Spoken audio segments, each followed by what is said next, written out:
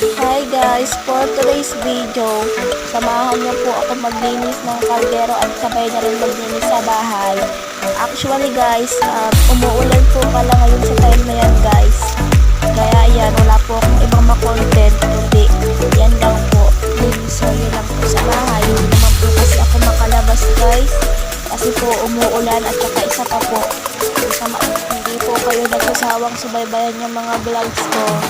Thank you po talaga guys. Pasensya na po guys, naingay po yung anak ko dito guys. Sorry naman po kasi katabi ko lang siya habang nag-voice over.